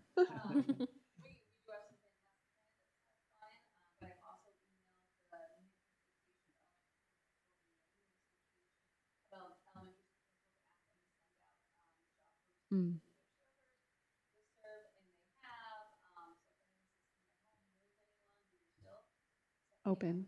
Okay. Awesome. Thank you. Did we have Jim, I think we have public comment. Or no? Well, there's public comment at the end. Is there something you want? Okay. Because I think that completes the school budget. Let everyone go, right? Yeah, absolutely. Again, thank you so Thank much. I you. really appreciate it. Thank you. Did great. Made our job really easy. Thank you. Thank you.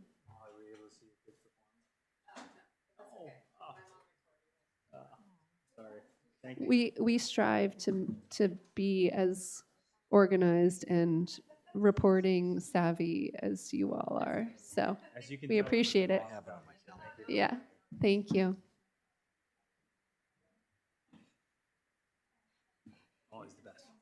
So love it. I think we did for the 26th. I have it on my calendar, 26th. And same goes for when we're in the big room. Yeah, the definitely 26th. High school, big district meetings. Which is good because I'm going to Cool. new public hearing stuff. Okay. Factual. I have old business. I don't have anything. I already shared with you that the one thing that we had was the tax cap, and I'll be reviewing that with I sent it over to the select board, and I'll be there tomorrow. Just want to confirm that you're presenting that. I'll be Yeah, there. but you're I'll the- just go through those few slides that Okay. I had, and then if they have questions between the two of us, I think we can answer it. And again, it's not clear, there's nothing in the RSAs that say what we have to do. I just think would be much more appropriate if we all voted, and then we have the select board vote to, it just gives that clear message to DRA that we know, we're doing it based on Our the best intentions, information we yeah. have. Anything else, any other new business from anyone? Okay. I will open it up for public comment. I'll give Chet, I'll give you the mic.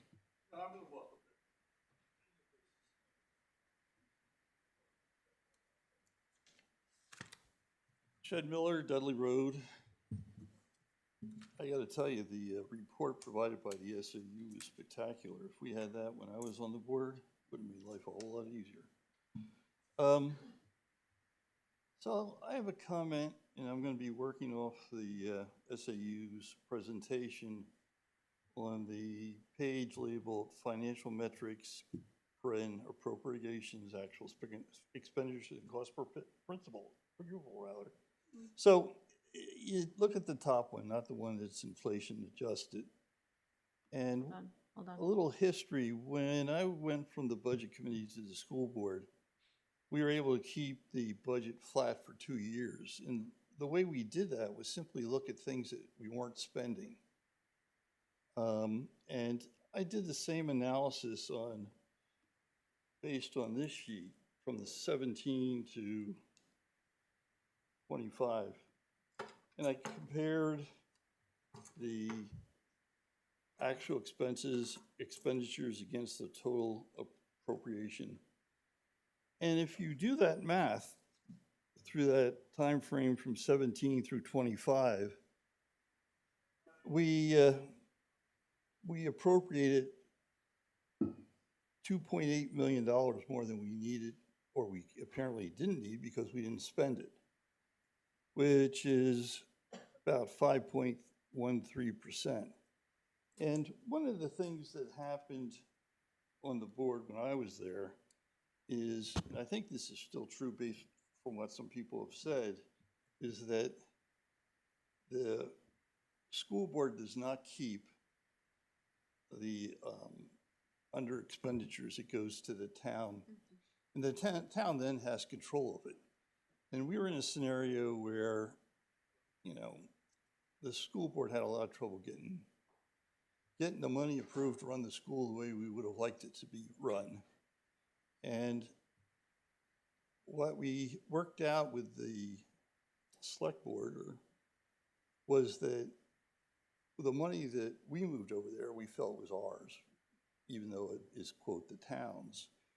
And we agreed that we would make our budgets tighter, reflecting on what we actually spent.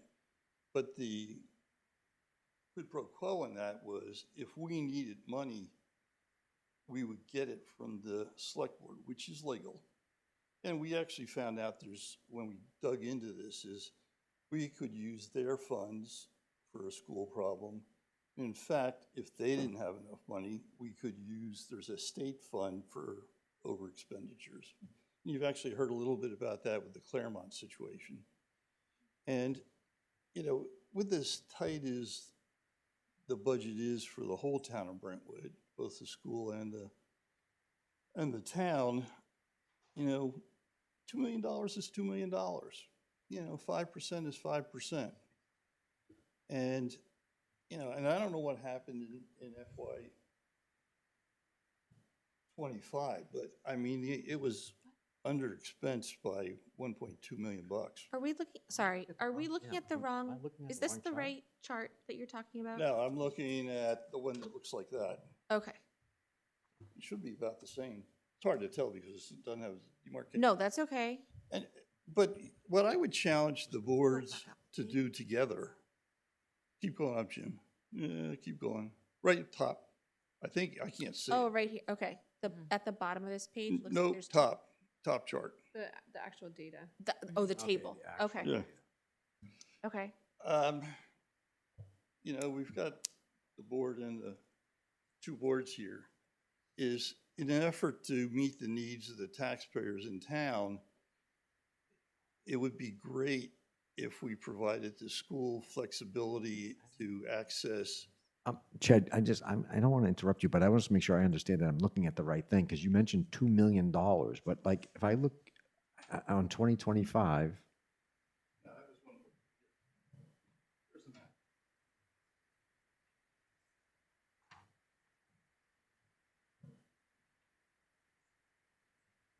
But okay, really so, the math so is. you're looking at the total appropriation minus the actual expenditure. So, yeah. gotcha, okay.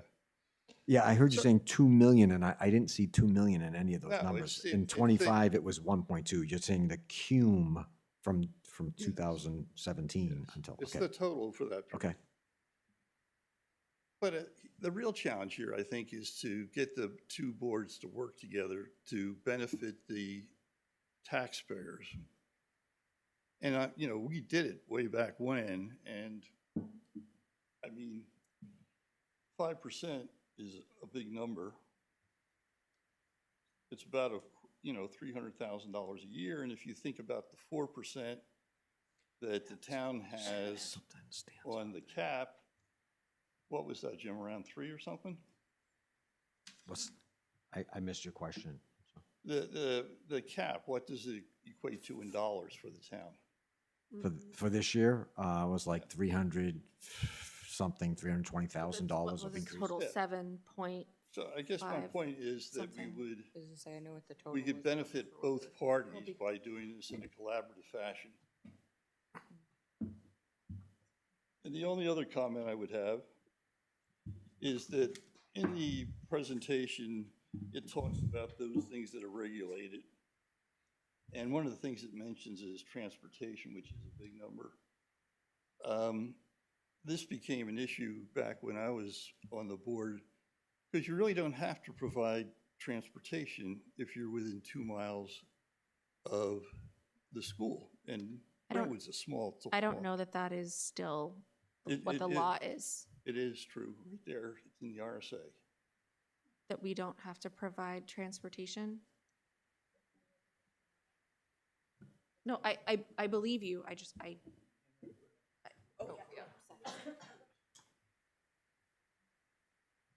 But having said that, keep in mind that we never chose not to provide transportation. But the other part is that the presentation says it's required, and it really isn't. And I would never suggest we not provide transportation, even though you can hardly drive down Middle Road at the end of the school day. Just so you know, that's everywhere, Chad, not just Brentwood. I know. And then when all the kids got old and went to high school, they were all driving, but that's whatever it is. Just some thoughts, I'd love to see the collaboration. Okay.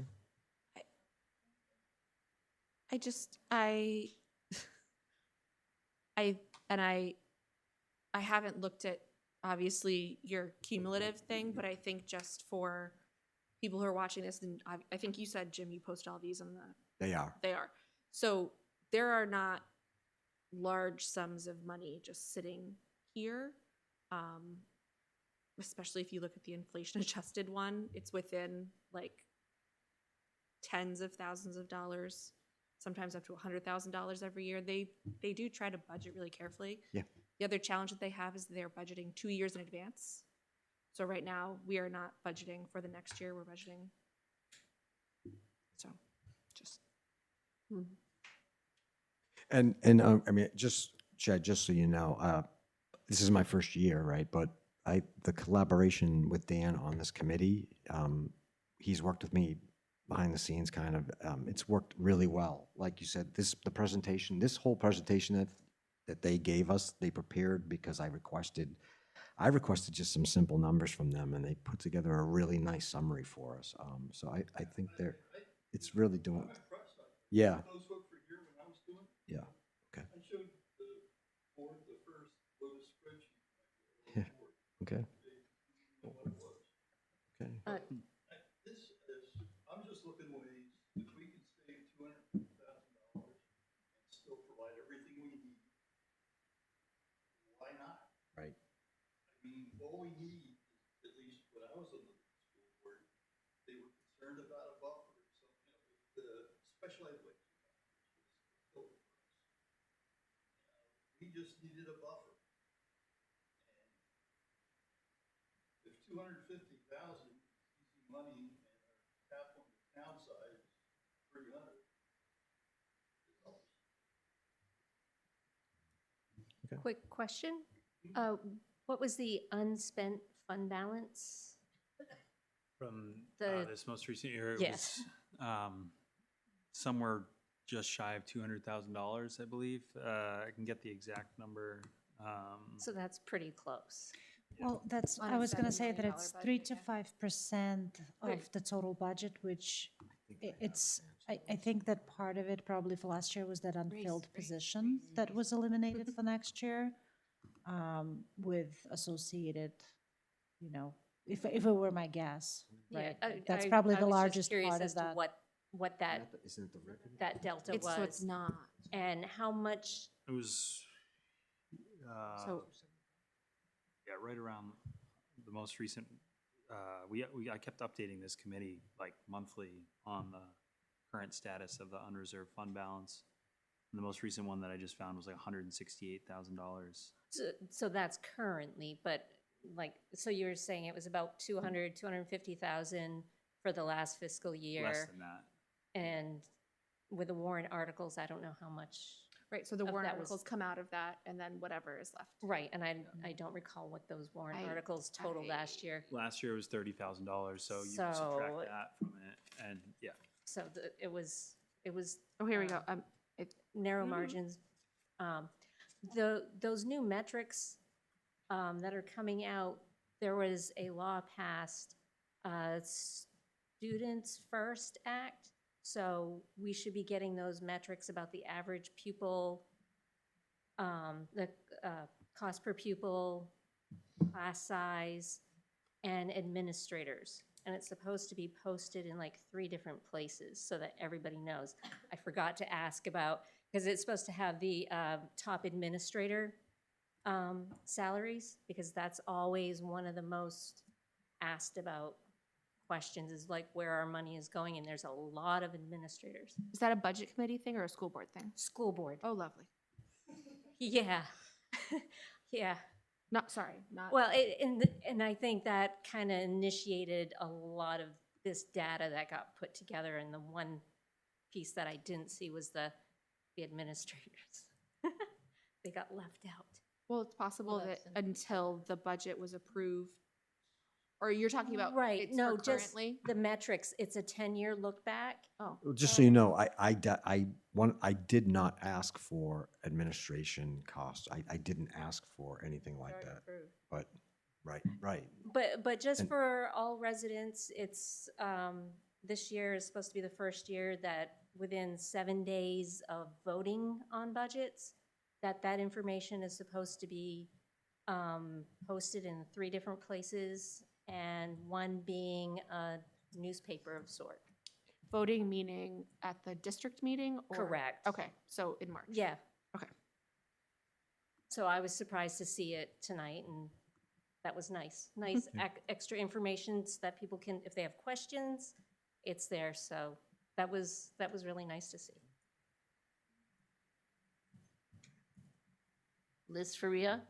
I just want to make sure that everybody at home knows the public hearing for both the town and the school is on February 5th. Is that correct? Yes. At what time? 6 p.m. 6 p.m. at the rec? Correct. Which actually, Okay. I had a follow-up quick question on the at the rec portion, which after you're done. Oh, I'm sorry.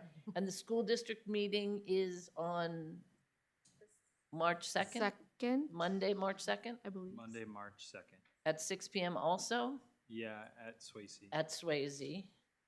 And one thing, when you write up the, one additional thing, when you write up the unreserved fund balance, make sure you do not say no tax impact. There's No no additional. additional tax. That doesn't need to be in there at all. We've already paid the tax. It's sitting there. It's not going to be used to reduce. Understood. So please. So don't actually, put that that's in. not true. So the difference between for the school and the town Mhm. is for the school, they have to use it to offset taxes. There's no other choice. No, it's okay, but there is a tax impact. It's just already been, realized Yep. or whatever. Yep. So just know, you can either put no additional tax impact or leave that line off altogether. Yep. Okay, thank you. Thank you. Okay. I think that's it for public comment. 8 o'clock on the button. I just want to say we have, go ahead. Yeah, I had my one Yep, question about, absolutely. have we thought any more about recording the public session at the rec? So I did speak to Andy Artemovich because I showed him that the last public hearing we had on tax cap on February 20-something last year is still available. You can watch it. It was recorded. He told me it has to be done with, I believe, an iPad so it can be recorded, but I'm actually going to meet with the new rec director. Okay. And because I was just there Saturday looking at the equipment and, it's there, but I want to make sure that all the microphones work. There's a sound system there. There's definitely the screen that we can put the slides up, right? Really important, and that it can be recorded. Okay. And I'm hoping that this meeting that we have scheduled for the 26th, that I know we're pretty much done with budget, but there'll be warrants that we have to probably address but I also would maybe at that point have kind of a draft of what I would like to present at the public hearing and review it with this committee. I'm not sure if that was done before, but I think it's really important that, and some of you I'll be talking to before then anyways, and like on making sure like numbers and things that it's all correctly done, but kind of have a little review of that. Okay. And give you a readout on making sure that I agree. It needs to be recorded. I really feel it's more conducive. I don't think there's enough seating here. I know, Yeah, I know we've talked about, how could we move these But tables, I the yeah. seating.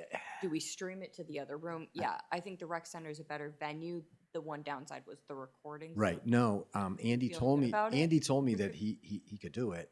Yeah. I just want to make sure, and I'm going to talk to the new rec director, and Nick is really good. I've already talked to him a few times, and but I want to make sure that I set the expectations. Like, Nick, you got to this has got to work, and like we are going to be running a meeting, so we're not we need it to work, and somebody to make sure that it's getting recorded for everyone else, and then I'll report back on that on the 26th. I could be misremembering. I think we had issues with microphones the last time we were over there, and I don't know if that's something that we can test. That's what I'm saying. Like, Yeah. I will talk with Nick because I want to make sure that all that equipment that's in that, and there were like 3 or 4 microphones, but it's like, I do remember that we were having trouble. We had to switch. One of them wasn't Or something working. they were cutting in and Yeah, out do you or remember that? something like that, Yeah. Because that's when Laura made the boat thing. That was that night, so. Right. Back up. Don't jinx my computer. Oh, no. Oh, you mean for recording? Yes, Recording, okay. yeah. All right. Anyway, so. Jim, sorry to interrupt. No. Could we review the schedule for the remainder, or for the next weeks of meetings? I think you had it up. Yeah. I just want to make sure. Made me think about that. Yeah, don't change January 26th. I'm just telling you now, I won't be able to be there. The joint board meeting is that night. So I'll be like at the high school doing that, but don't change it for me. I can give feedback on the presentation asynchronously. That's fine. So. All these dates are listed at the end of the minutes as well. I think, and you would know because you've been here for much longer than me. I think on the night of the public hearing, we would typically have a meeting Right. before the public hearing to approve any Yes. warrant articles.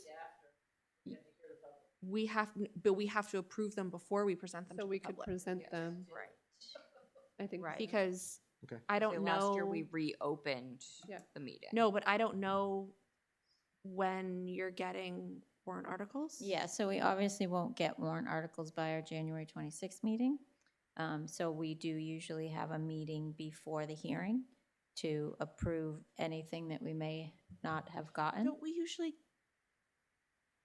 Is there a reason that you wouldn't have them by the 26th for the ones that the select board is Well, putting forward? we could possibly have them by the 26th, but I believe the deadline is like February 2nd or 3rd or something. I think it's, yeah, whatever the Tuesday of that week is, that's the deadline for people to submit to the select board, which would mean that's the deadline for the select board to approve them. So if, But I have a recollection that the ones that the select board is putting forward on behalf of department heads and stuff yep. are usually before that. Yeah, it was just that meeting that night was a just in case.